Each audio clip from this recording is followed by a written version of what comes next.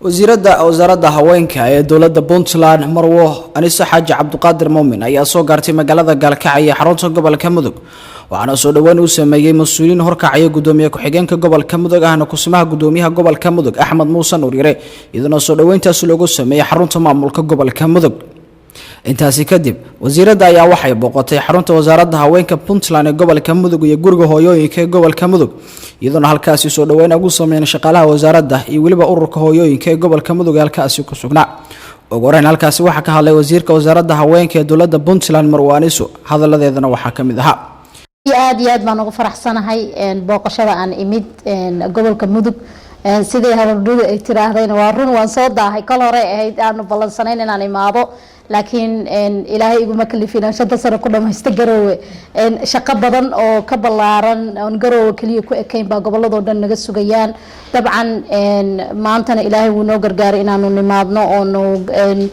ogaana bal xaaladda gobolka Mudug ka jirta ka wasaarad ahaan ka heer gobol ahaan baahiyaha jira ee ku wajahan haweenka iyo arrimaha qoyska khaasatan sida xafiiska gobolka oo u shaqeynayo sidoo ula shaqeynayo degmooyinka sidoo ula shaqeynayo ururada haweenka iyo hay'adaha ka jira gobolka ee marka ku howlan adeegyada horumarinta haweenka iyo arrimaha qoyska dabcan cabasho badan baa ka soo yeedhay gobolka Mudug runtii markay noqoto inay wax qabtaan oo wax hagaajiyaan oo gobolka la shaqeeyaan oo danta guud ay ka shaqeeyaan iyagu ma soo coodaan laakiin waxay sheegteen runtii wada shaqeyn la'aan badan oo jirta dhanka wasaaradda ah waana waxyaabaha ka mid ah aan halkan u imid sidoo kale halkaas waxa ka hadlay gudoomiye ku-xigeenka gobolka Mudug Axmed Muuse Nuuryare oo qiray doorka haweenka gobolka inuu yahay mid wanaagsan aad baan ugu faraxsanahay saakay waftigan wasiirka haweenka iyo arrimaha qoysku ay hogaaminayso mar labaad baan leeyahay ku soo dhawo wasaaradda haweenka ee gobolka hadda dhiigan hadlaysay ururka haweenka ay madax ka tahay gruupka halkan fadhiyo wasaaradda iyo ururku annaga xubnaha ugu muhiimsan bay wax talaabo ma qaadna hadii ayna la joogin hadii lay wafti baa soo socda iyagaan wacnaa hadii mushkilada nagu timaado iyagaan wacnaa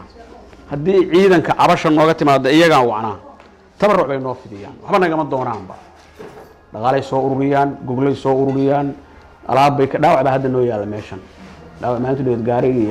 gaariga doonayay diyaaradu keentay gacantii ku hay meeshu dhex yaala Mamadou Yusuf oo u hadlasay ururka hooyooyinka ee gobolka Mudug ayaa iyaduna halkaas ka hadashay waa idin soo dhaweynaynaa waana idin sugaynay maantii wasiiradda aan ka soo dejinay aeroboorka baaqan kula dardaarmay baa wuxuu ahaa 5 sano ku leysan Garowe siifiga uu kor ha u qaadno haddaad 5 sano Garowe ku leysatid wax siifiyood helaysid ma jiraan marka maadaama aad dahday saacatul wasiir waxa weeyaan de waajibkii aan ku faroon sugulla kugu faray waa xubnihii ballantii kamid ahayd way ballantaani waa midii ugu horeysay laakiin in badan horaan ku sugaynay sidoo kale wasaaradda haweenka ee dowladda Puntland ayaa waxay booqatay isbitaalka guud ee magaalada Gaalkacyo iyadoo halkaas ugu tagtay shaqaalihii iyo waliba maamulka isbitaalka iyadoo kormeer ku tagtay qaybaha isbitaalka munaasabad kooban halkaas lagu sameeyay waxa ka hadlay wasiiradda oo sheegtay in wax badan ay la qabanayaan isbitaalka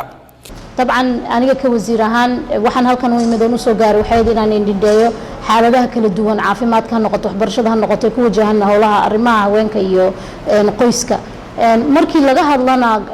maatida haweenka iyo carruurta oo badan sidaas daraadeed caafimaadka markaan khaasatan ka hadlana haweenka aad iyo aad ay ugu liitaan oo saan la socono barnaamijka karma markii la daafuriyay waxyaabaha loo daafuriyay kamid ahayd in haweenka Puntland ay ka badan yihiin haweenka kaleeto ee ku dhimanaya umul raaca ku dhacayo waa 18 weeyaan halkeen hal baa dhinta 12 weeyaan Soomaaliya inteeda kaleeto marka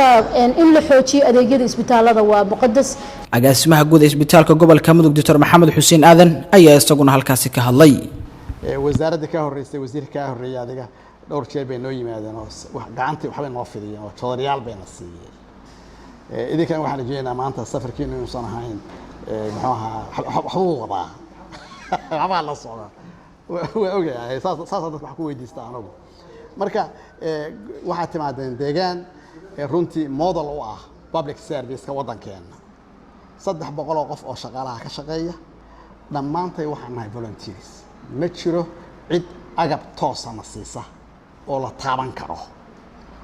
waxaana ku Cabdullaahi Yare TV-ga idaacadda SBC magaalada Gaalkacyo.